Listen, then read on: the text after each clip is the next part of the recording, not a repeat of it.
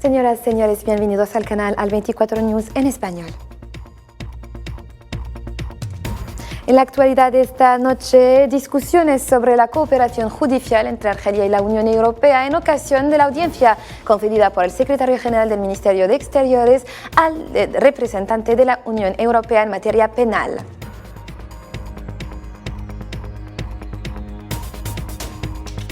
Rusia confirma la prórroga del acuerdo sobre los cereales que vencerá el 18 del mes corriente.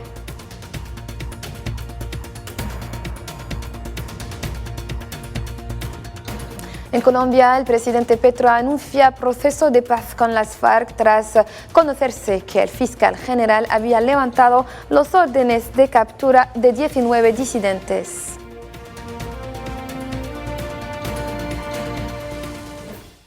Hola de nuevo. El presidente de la República de Uganda, Yoweri Museveni, ha dado por terminada su visita de Estado de 4 días a Argelia por invitación del presidente de la República, Abdelmadjid Tebboune. Visita coronada por la firma de 2 acuerdos y 5 memorandos de entendimiento en numerosos sectores de cooperación bilateral.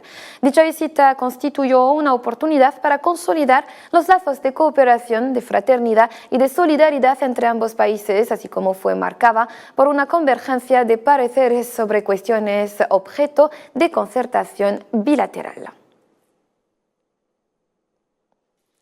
En el marco de las discusiones mantenidas ayer por el presidente de la República, Abdelmadjid Tebboune, con Josep Borrell, alto representante de la Unión Europea para Asuntos Exteriores y Política de Seguridad, el secretario general del Ministerio de Relaciones Exteriores y de la Comunidad Nacional en el extranjero, Amar Beleni, ha recibido hoy a Ladislav Amran, jefe de la Agencia de la Unión Europea para la Cooperación Judicial en el ámbito penal. Tras recordar los compromisos del presidente de la República relacionados con la lucha contra la corrupción, el blanqueo de capitales y la recuperación de activos introducidos ilegalmente en el extranjero, el secretario general destacó la voluntad política que impulsa a las autoridades argelinas a iniciar una estrecha colaboración con la Agencia de la Unión Europea para la Cooperación Judicial en el ámbito penal para beneficiarse de sus amplios conocimientos y experiencia destacada en el decomiso y la recuperación de fondos y activos transferidos al extranjero por medios ilegales, así como el fortalecimiento de las relaciones de cooperación entre las autoridades judiciales de Argelia y los países miembros de la Unión Europea.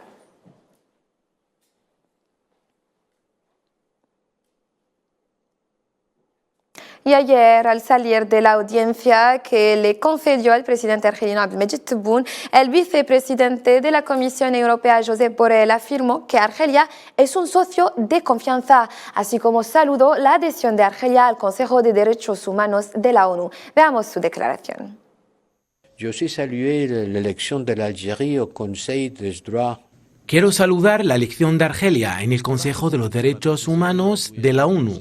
Convertirse en miembro de dicho consejo abarca responsabilidades tales como el respeto de los derechos esenciales, la libertad de prensa y la libertad de expresión, y nos encantaría trabajar con Argelia en este sector de interés. En esta misma ocasión, Josep Borrell expresó su preocupación por la escalada en Oriente Medio y su apoyo a la solución con 2 estados en Palestina. Hemos hablado de la paz y de la situación en Oriente Medio, donde continúa la violencia con una fuerte escalada en las tierras palestinas. El presidente ha hablado de este tema. Debemos redoblar nuestros esfuerzos para aliviar las tensiones y abrir las vías de diálogo en el proceso de paz, por lo que con las partes argelinas hemos abordado la iniciativa del ministro de Exteriores saudí, el príncipe Faisal, y el director general de la Liga de los Estados Árabes, Abul Ghaith, para examinar los medios para relanzar el proceso de paz para la solución con 2 estados acordada por ambos países. Y para reflejar los notables avances macroeconómicos registrados en los últimos años, el último informe del Banco de Argelia señala un retorno del país a una recuperación financiera tras largos años de crisis debido principalmente a la disminución de los precios del petróleo desde 2014. Más detalles con Belkacem Faida y Shawish. El Banco de Argelia publicó ayer un informe sobre los principales indicadores económicos de Argelia relativos a los 9 primeros meses del año 2022. El documento que presenta el cuadro de indicadores de la economía del país señala una recuperación financiera después de largos años de crisis, debido principalmente a la caída desde 2014 de los precios del petróleo. El Banco de Argelia pasó de un déficit de 2.500 millones de dólares en 2021 a un saldo global de la balanza de pagos marcado por un superávit apreciable de 11.000,8 millones de dólares. Según la misma fuente, la balanza comercial también registró un superávit de 18.000,6 millones de dólares en los 9 primeros meses del 2022, frente a un déficit de 790 millones de dólares en el mismo periodo del ejercicio anterior. Lo que se explica, según el Banco de Argelia, por un repunte significativo de los precios de los hidrocarburos en el mercado internacional. Durante los 3 primeros trimestres de 2022, las exportaciones de hidrocarburos en Argelia alcanzaron su nivel más alto en 8 años. Esta recuperación de las exportaciones de oro negro tuvo un impacto positivo en las reservas de divisas del país, marcadas por un aumento de 8.000 millones de dólares equivalentes. El documento señala también una ligera disminución de la deuda externa de Argel, que pasó de 3.000 millones de dólares a finales de diciembre de 2021 a 2.009 millones a finales de septiembre de 2022. Tratándose de la inflación, el informe señala que la mayor parte de la inflación es generada por la de los productos alimenticios, pero en términos de resultados la inflación global se desaceleró hasta alcanzar una tasa de 1,22% en el tercer trimestre de 2022, frente al 3,52% en el trimestre anterior. El presidente ejecutivo del grupo Sonatrach, Tawfik Haqqar, ha anunciado hoy desde Orán que Argelia planea poner en el mercado no menos de 100.000 millones de metros cúbicos de gas natural al año durante los próximos años, agregando que a través de Sonatrach, Argelia pretende convertirse en una de las fuentes más importantes del mundo de suministro de gas mediante el aumento de su suministro al mercado mundial con el fin de garantizar el compromiso de los contratos de asociación con sus clientes y para satisfacer sus demandas de forma fiable. Y seguimos con el capítulo de la energía. El ministro de la Energía y Minas, Mohammad Arkab, ha recibido a una delegación de la empresa pública rusa especializada en la energía nuclear, Rosatom, encabezada por su director general adjunto, director de la cooperación internacional, Boris Arsiv. Ambas partes han evocado con este motivo las oportunidades de cooperación, en particular en materias de técnicas nucleares destinadas al ámbito de la salud, así como han abordado el estado de las relaciones de cooperación entre la Comisaría Argelina de Energía Atómica y Rosatom en el ámbito de la energía nuclear y sus usos energéticos y no energéticos con fines pacíficos, además de las perspectivas de su desarrollo.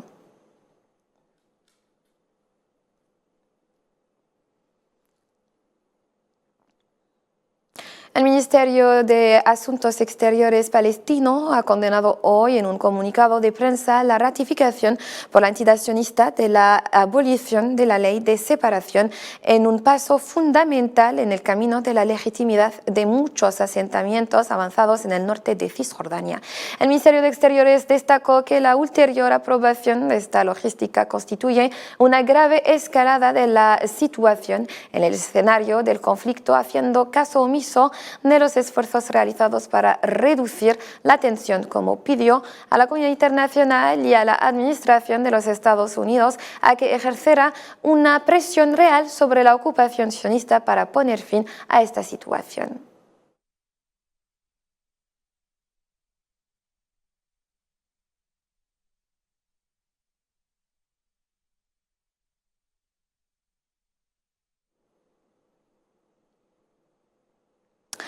Y, el presidente ucraniano Volodymyr Zelensky declaró anoche que el futuro de Ucrania depende del resultado de sus continuas batallas en el este del país, especialmente alrededor de Bakhmut. Zelensky señaló también que la situación en el este de Ucrania es muy dura y dolorosa, subrayando la necesidad de destruir la fuerza militar del enemigo. Escuchemos su declaración. La situación en el este es muy dura y muy dolorosa. Debemos destruir el poder militar del enemigo. Y lo haremos, incluyendo Bilohorivka, Marinka, Avdiivka, Bakhmut, Bulidar y Kamayanka. Y todos los demás lugares donde se decide nuestro futuro, donde se lucha por nuestro futuro, el futuro de todos los ucranianos. La batalla que llevó meses por Bakhmut se convirtió en la batalla de infantería más sangrienta de Europa desde la Segunda Guerra Mundial. Y siempre en la contienda rusa, el portavoz del Kremlin, Dmitry Peskov, ha denunciado, o declarado, mejor dicho, este lunes, que ahora mismo no existen condiciones para una solución pacífica del conflicto en Ucrania, mientras respondía a la pregunta de si las propuestas del expresidente en la Conferencia de Seguridad de Múnich, Wolfgang Ischinger, para poner en marcha un proceso de paz para Ucrania son correctas y podrían conducir al fin del conflicto.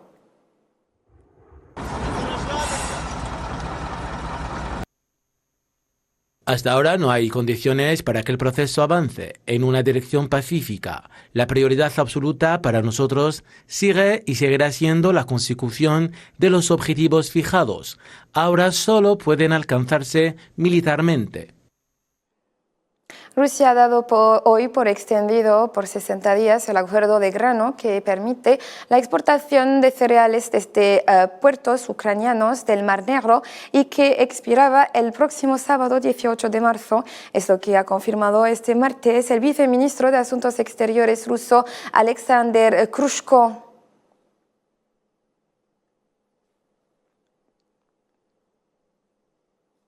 El presidente colombiano Gustavo Petro anunció un segundo proceso de paz en Colombia luego de que se suspendieron las órdenes de captura en contra de 19 disidentes de la que fuera la guerrilla las FARC. Kejina Monsri nos amplía la información. El presidente de Colombia, Gustavo Petro, anunció el inicio de un segundo proceso de paz que reunirá en la mesa de negociación al gobierno y al Estado Mayor Central, EMC, la mayor facción disidente de las FARC. Prácticamente la mitad de las personas armadas hoy entran a un proceso de paz con el gobierno. Aún falta la otra mitad. Para avanzar en una posible negociación de paz, la Fiscalía General de la Nación informó que fueron suspendidas las órdenes de captura dictadas contra 19 personas del Estado Mayor Central por petición del gobierno, una lista de la cual se excluye Alonso Velosa, conocido como John Mechas. Pasado, el presidente Gustavo Petro, en el marco de sus competencias legales y constitucionales, emitió la resolución 0014, en la cual solicitó al fiscal general de la Nación la suspensión de órdenes de captura contra 20 personas que serían reconocidas como representantes del autodenominado Estado Mayor Central de las FARC-EP por acercamientos con el gobierno nacional. Decidí suspender dichas órdenes de captura el día de hoy. Y es importante destacar que ninguna de esas personas solicitadas en la resolución 039, en la que ya estaba excluido el señor alias John Mechas, tienen órdenes de captura con fines de extradición. Casi 6 décadas de enfrentamientos con las fuerzas estatales dejan más de 9 millones de víctimas entre desplazados, desaparecidos y asesinados. Y para concluir nuestro diario de hoy, varios colectivos y organizaciones no han tardado en expresar su preocupación y malestar por la posible apertura de la candidatura ibérica para el Mundial 2030 para permitir la adhesión de Marruecos, país implicado en un conflicto internacional y declarado en las resoluciones de la ONU como potencia ocupante al territorio del Sáhara Occidental. Hasta el momento, la candidatura está liderada por España y Portugal.